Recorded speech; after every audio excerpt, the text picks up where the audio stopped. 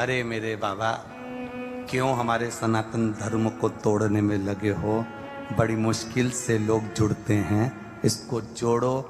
ये ज्योति भी उस भोलेनाथ ने दी है और लेने वाली उस ज्योति को भी भोलेनाथ ही है, इसलिए उसका नाम ज्योतिर्लिंग महादेव है। इसीलिए इसको ज्योतिर्लिंग महादेव कहा जाता है। एक ज्योति के बिंदु में मेरा शिव समाया है। कभी ब्रह्म कुमारी आश्रम में जाकर देखना, कभी ब्रह्म कुमारियों की बेटियों के पास में, ब्रह्म कुमारी दीदियों के पास में, माताओं के पास में बैठकर देखना। एक छोटा सा फोटो देंगे, उसमें एक ज्योति बनी होगी, उसकी किरणें निकली होगी। एक ज्योति से परमात्मा समाया है। यह ज्योति, ये ज्योतिर्लिंग का स्वरूप है, जिससे हम तुम संसार सागर सब प्रकट हुआ है। भगवान शिव से भगवान नारायण प्रकटे हैं, भगवान नारायण से भगवान ब्रह्मा प्रकटे हैं, भगवान ब्रह्मा से ये संपूर्ण संसार सागर प्रकटा है। संपूर्ण संसार सागर ये सब शिव का दिया हुआ है। ये संपूर्ण ब्रह्मांड का सुख उसी का तो है। हमारा सुख है कहां? कहां है? ये तो उसकी पहचान है। अरे तुझ में राम, मुझ में राम, सब में राम समाया है। जित देखूं उत राम की ही माया है। सब में राम है। कोई गया आया जाए खाए पिया, सब में राम है। अलग से कौन पैदा हो गया? कृष्ण जी को मत मानना, कांवड़ का जल चढ़ाने मत जाना, शिव के मंदिर मत जाना, भगवान के दरवाजे मत जाना। मेरा निवेदन है, जो कहते हैं मंदिर मत जाओ, राम मंदिर मत जाओ, कृष्ण मंदिर मत जाओ, शिव के मंदिर मत जाओ, यहां मत जाओ, वहां मत जाओ, उनसे कहना तू मर के ऊपर मत जाना। काय को जा रहा है? पड़े रहे ना भाई। गंगा जी के घाट पर जाकर बैठ जाओ। इस व्यासपीठ ने आज तक नहीं कहा कि नर्मदा के घाट पर जाकर बैठ जाओ। इस व्यासपीठ ने आज तक नहीं कहा कि अपना घर छोड़ो, परिवार छोड़ो, कुटुंब छोड़ो, रिश्ते छोड़ो, नाते छोड़ो। हम किसी को छोड़ने की बात नहीं करते। हम तो एक ही बात करते हैं, घर में रहो। लड़ाई भी हो जाए घर में तो भी छोड़कर मत जाओ। कितनी भी पति से तुम्हारा लड़ाई हो जाए, पति से कितना झगड़ा हो जाए, सास से कितनी भी लड़ाई हो जाए, घर मत छोड़ना। वो कितना ही कह तू अपने बाप के घर जा, नहीं जाऊं और यहीं बैठूंगी, जा। पति के तेरे को मैं पकड़ के तेरे घर छोड़ जाऊंगा, पति इतने में कहते नहीं जाऊंगी, यहीं रहूंगी, जा। और अंदर जाओ, रसोई घर में कितना भी झगड़ा हो, आटे को अच्छी लपक के उसनो, क्योंकि तुम किसी को उसन तो सकती नहीं है, तो आटे पे अपना दम लगा लो। और आटे को दम के उसन के अच्छा देसी घी का 4 पराठा बना के टेबल पे रख के बढ़िया चकाचक खाओ। वो गाली बके बकने तो आग लगे बस्ती में, अपन रे मस्ती में खाओ चक से। काय को जाए? वो के जा, नहीं जाऊं, यहीं छाती पे मूंग धनु पर नहीं जाऊं, जा, नहीं जाऊंगी। जरा जरा सी बात में लड़के इतना बड़ा फैलाना मत कर लेना कि मैं मर जाऊंगी ना, आज के बाद तुम्हारा मुंह नहीं देखूंगी। तुम तो यूं कहो कि मैं खूब रोटी खाऊंगी पर तुम्हारी छाती पे मूंग दलूंगी। नहीं जाना, नहीं जाना। काय को जाए हम घर छोड़ के? कई गुरुजी हम बड़े दुखी हैं, इसलिए हम सुसाइड करने जा रहे हैं, हम मरने जा रहे हैं। हमने कहा कैसे मरोगे, कोई प्लानिंग है? तो के पंखे में रस्सी बांध के लटक जाएंगे। हमने कहा ये तो ओल्ड फैशन है, क्यों न्यू फैशन निकालो? तो के हम दवाई खा के मर जाएंगे। हमने कहा ये भी ओल्ड है। हम पानी में डूब के मर जाएंगे। हमने कहा ये भी ओल्ड है। ट्रेन के नीचे मर जाए, हमने कहा ये भी ओल्ड है। गाड़ी के नीचे आ जाए, हमने कहा ये भी ओल्ड है। कोई न्यू फैशन निकालो, क्योंकि जैसे नए नए कपड़े की डिमांड आती है, नई नई कपड़े आते हैं, नई नई फैशन आती है, तो मरने का भी प्लानिंग नया करो। तो कि तुम बताओ कि नए तरीके से मरते कैसे। हमने कहा मरना तो सबको है, एक काम करो, जिस घर में रह रहे हो, जितने टेंशन में रह रहे हो, रहो उसके साथ में शंकर भगवान का भजन करते रहो, शिव जी का स्मरण करते रहो, और जिस दिन तुम्हारी अंतिम श्वास आए तब तक उस शंकर का भजन करो। जब मरना ही है, मतलब मरना मतलब घर वालों से पीछा छुड़ाना, तो तुम एक काम करो ना, शंकर के भजन में लग जाओ, शिव की भक्ति में लग जाओ। घर में रहो, परिवार में रहो, पर भगवान की भक्ति में रमे रहो, बस उसके भजन में रमे रहो। मरने नहीं देगा। मेरा महादेव के ऊपर जो एक लोटा जल चढ़ाता है, जिस हाथ से उसने शंकर पर पानी चढ़ाया है, जिस हाथ से उसने शिव का ऊपर जल चढ़ाया है, वो जल का हाथ मेरा महादेव पहली बार में पकड़ लेता है। मेरा महादेव पहली बार में पकड़ लेता है, उसको डूबने नहीं देता, उसको मरने नहीं देता, उसको पार लगा देता है। वो शिव तत्व है मेरा, वो ओघड़ी है मेरा, वो शंकर है मेरा, जो तुम्हें डूबने ना दे, जो तुम्हें मरने ना दे।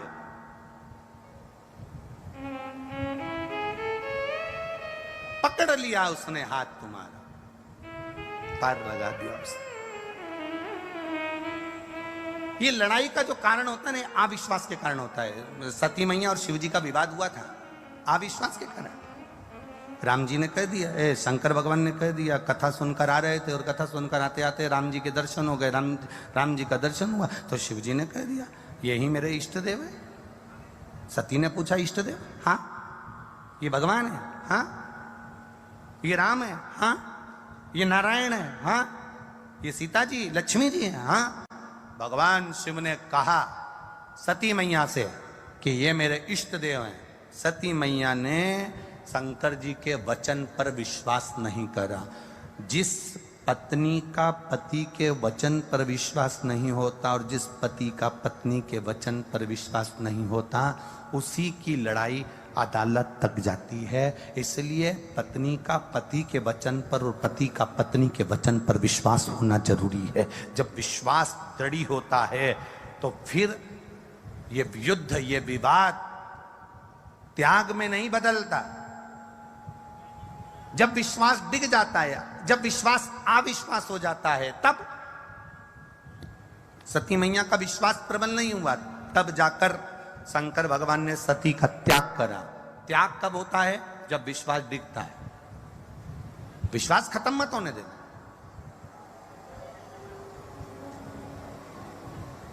भरोसा खत्म नहीं होना चाहिए। अगर भरोसा खत्म हो गया, विश्वास खत्म हो गया, तो परमात्मा नहीं मिल पाता। इस व्यासपीठ से हमने तो आपको कह दिया कि शंकर जी पे जल चढ़ाओ, शिव जी सब संभाल लेगा। मालूम पड़े 2-4 महीना, 3 महीना, 5 महीना चढ़ाया और उसके बाद तुम्हारा विश्वास डिग गया, कोई आ गया, किसी ने कह दिया कहाँ सीवर वाले महाराज के चक्कर में पड़े हो, चलो मैं तुमको ऐसी जगह लेकर चलता हूं, वो महाराज जी बस ऐसी बूटी घुमाते हैं और हंडा निकाल कर दे देंगे, तुम्हारा काम सफल कर देंगे ना।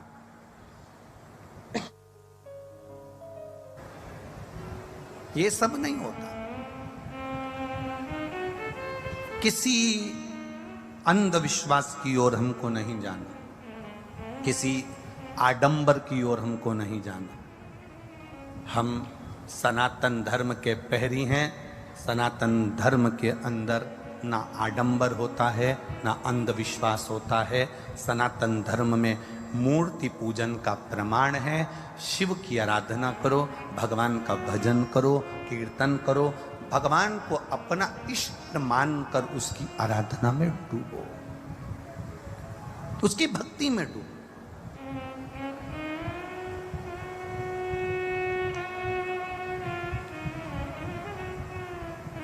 वो कहे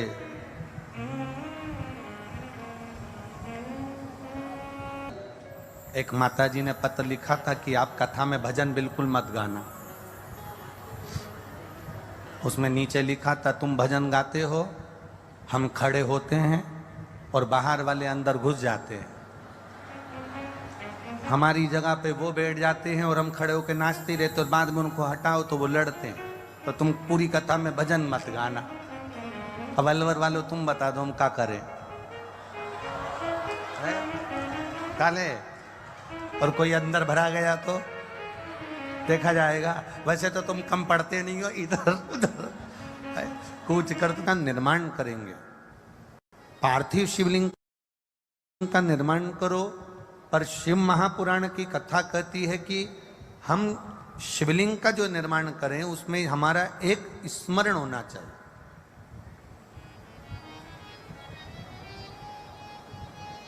बहुत बड़े शिवलिंग का निर्माण हमें नहीं करना।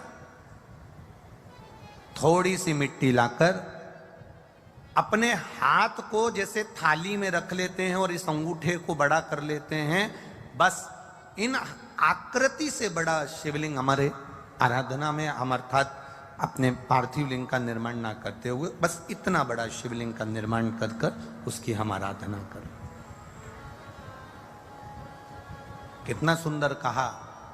घर के अंदर जो शिवलिंग होता है वो 4 उंगल का होना चाहिए, अर्थात बस इससे बड़ा शिवलिंग हमारे घर के अंदर ना होते हुए जितना छोटा हो जाए, जितना छोटा होते चले जाए और छोटा, जितना छोटा शिवलिंग होता है उतना हमें जीवन का एक आनंद की अनुभूति कराता रहता।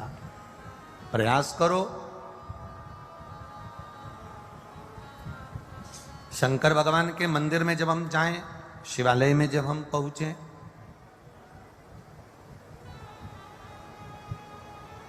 जब तुम्हें लगे एकांत है शिव, कोई शिव के मंदिर में है ही नहीं, वैसे तो अब बड़ा मुश्किल हो गया कि शंकर के मंदिर में कोई ना हो, फिर भी शिवालय जाएं, जब तुम्हें लगे कि अंदर से बड़ी दुखी हूं, बहुत कष्ट है जीवन में, वो कष्ट हमारा मिट ही नहीं रहा, ऐसा हो ही नहीं सकता कि मेरा महादेव ना संभालता। एक पत्र आया है, पत्र तो बहुत सारे हैं, उसमें एक लिखा किसी ने, गुरुदेव मेरा नाम खाली न जाता दर से तुम्हारे, मैं भी खड़ी हूं नंगी बाहें फंसाए, अपने हृदय से लगा लो गिरा जा रहा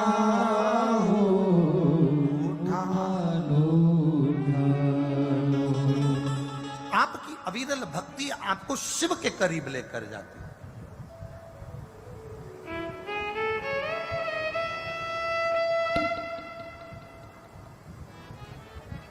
शिवलिंग की चरणारविंद को ढूंढने के लिए भगवान नारायण और शीश ढूंढने के लिए ब्रह्मा जी गए, नहीं मिला। भगवान नारायण तो वापिस आ गए, ब्रह्मा जी गए तो एक गौ माता को और केतकी के फूल को लेकर आ गए। केतकी के फूल ने झूठ बोल दिया तो शिव जी ने उसको श्राप दे दिया, पर गौ माता से ऐसा विश्वास नहीं था मेरे महादेव को कि ये भी झूठ बोल जाएगी, और गौ माता ने भी झूठ बोल दिया, गौ माता भी झूठ बोल, ऐसा विश्वास नहीं था। बहुत ध्यान देना, भरोसा कोई दूसरा नहीं तोड़ता, भरोसा कोई दूसरा नहीं तोड़ेगा, कोई अपना तोड़ने वाला होगा जो हमारे भरोसे को तोड़ देता, हमारे विश्वास को डिगा देता। कोई कहे गुरुजी पहले तो भगवान इतने अवतार ले लिए, देखिए अब क्या भगवान अवतार नहीं लेते, अब क्या भगवान प्रकट नहीं होते। हम उनसे एक बात कहना चाहेंगे, सतयुग, त्रेता और द्वापर, कितने युग? जम के बोलो जरा, सतयुग, त्रेता और द्वापर, ये तीनों, सतयुग, त्रेता और द्वापर, इन तीनों को मिला लो तो भगवान ने 24 अवतार लिए। कितने अवतार लिए? 24 अवतार धारण। ठीक है। अगर एक सहज भाषा में देखा जाए तो सतयुग, त्रेता, द्वापर, इन तीनों युग को मिला लो तो भगवान ने 24 अवतार लिए। भगवान 24 बार पृथ्वी पर आए, पर अगर सही मायने में देखा जाए तो केवल कलयुग का आंकड़ा लगाकर देखना तो मेरे भगवान 55 बार पृथ्वी पर प्रकट होकर दर्शन देकर चले गए, केवल कलयुग में। सतयुग, त्रेता और द्वापर का आंकड़ा लगाओगे तो 24 बार भगवान पृथ्वी पर आए, पर केवल कलयुग का आंकड़ा लगाओगे तो कलयुग में भगवान 55 बार पृथ्वी पर आकर गए। रामकृष्ण परमहंस के लिए कई बार आए, संत तुकाराम जी के लिए कई बार आए, मीराबाई के लिए कई बार आए, चैतन्य महाप्रभु जी के लिए कई बार आए, श्रीमद वल्लभाचार्य जी के लिए कई बार आए, रामानुजाचार्य जी के लिए महाराज जी के लिए कई बार आए, श्री निम्बार्काचार्य जी के लिए भगवान कई बार आए। पृथ्वी पर मेरे परमात्मा इस कली काल में, मीरा कलयुग की थी, रामकृष्ण परमहंस कलयुग में थे, चैतन्य महाप्रभु कलयुग में थे, संत तुकाराम कलयुग में थे, ये सब कलयुग के थे। सतयुग, त्रेता, द्वापर का आंकड़ा मिलाओ तो 24 बार भगवान पृथ्वी पर आए हैं, पर कलयुग का आंकड़ा मिलाओ तो 55 बार भगवान पृथ्वी पर आकर गए हैं। सबसे ज्यादा मेरा भगवान अगर पृथ्वी पर आया तो कलयुग में आया। क्यों?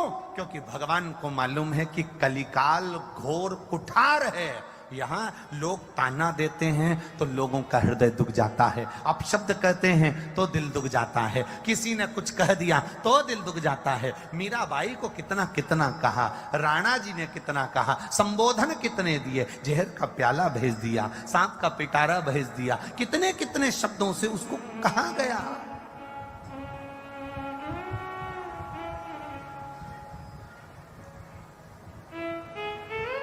पर आया मेरा देवाधिदेव महादेव, मेरा राम, मेरा कृष्ण, मेरा शिव आया। कहने वाले कहेंगे, और बहुत ध्यान रखना, सतयुग, त्रेता, द्वापर को मिलाओगे तो 24 बार भगवान पृथ्वी पर आए हैं। कलयुग का आंकड़ा निकालोगे तो 55 बार भगवान पृथ्वी पर, चरण पकड़कर रख लोगे तो 56वीं बार भगवान तुम्हारे लिए पृथ्वी पर आ सकते हैं। ये निश्चित है, वो आएगा। मेरे भोले तेरा सहारा है, मेरे भोले तेरा सहारा है, मेरी नैया का तू किनारा है, मेरी नैया का तू किनारा है। आप करो शिव की आराधना, आप करो भगवान शंकर का भजन, आप करो शिव की अर्चना, वो देता है। और क्या देगा ये हमको भी नहीं मालूम, क्या प्रदान करेगा ये हमको नहीं मालूम।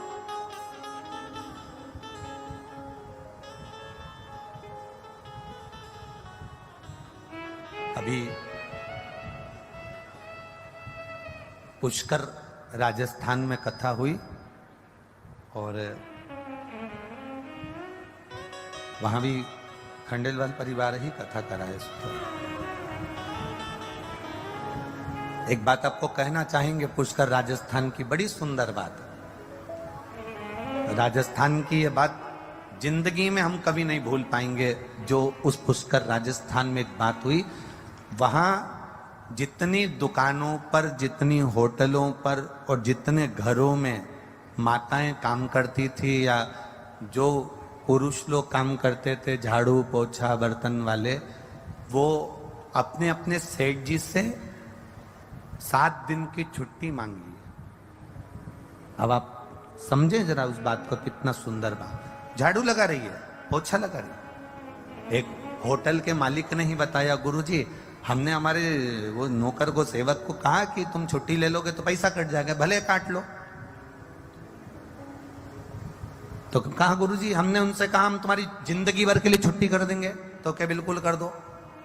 पर गुरुजी क्या वर्णन करूं, वो सेविका, वो नौकरानी, वो दासी, काम करने वाली छुट्टी कर कर चली गई और उसके घर में रहकर वो रोज 2 डब्बे रोटी बनाती और थोड़ा सा बेसन बनाती और कथा के पंडाल में कथा सुनकर 5-6 लोगों को 2-2 रोटी और बेसन खिलाकर आ जाती। गुरुदेव हम क्या कहें, ये भक्ति है।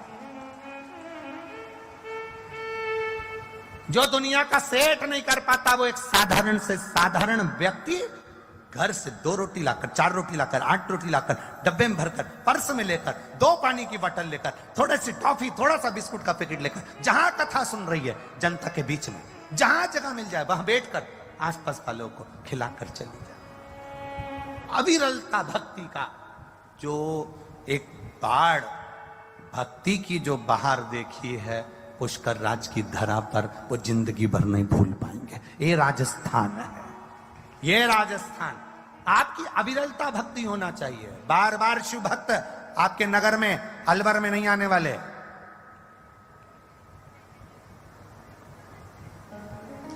ये अविरल भक्ति बार बार नहीं मिलने वाली। बहुत होगी भागवत कथा, बहुत होगी राम कथा, बहुत होंगे यज्ञ, बहुत होंगे अनुष्ठान, और शिव महापुराण मिलना वो भी सावन के महीने में। भूतो न भविष्य थे, किस्मत है अलवर वालों का, भाग्य है अलवर वालों का, भाग्य है। बोल बम का नारा है, ये भाग्य है आपका। वो तो कहीं पुण्य खंडेलवाल परिवार के जागृत हो गए महाराज, कहीं इनके पूर्वजों के पुण्य की गुल्लक भरा गई होगी, और कहीं आपके पुण्य की गुल्लक भरा गई होगी। जितने लोग प्रशासनिक अधिकारी यहाँ लगे हुए हैं, प्रशासन वाले लगे हैं, पुलिसकर्मी लगे हैं, डॉक्टर लगे हैं, आपने जिंदगी में कहीं पर भी नौकरी करी हो, यहाँ जो तुम सेवा कर रहे हो, यहाँ सरकार की नहीं, यहाँ भोलेनाथ की सेवा कर रहे हो, लिख के रखना कि तुम्हें 3 महीने में बाबा क्या देगा। ये नौकरी खाली नहीं जाती है, ये नौकरी खाली नहीं जाती है। दूसरी जगह लगे होगे, वो तनख्वाह वो देगा, पर यहाँ की तनख्वाह तो मेरा महादेव जो देता है, वो 3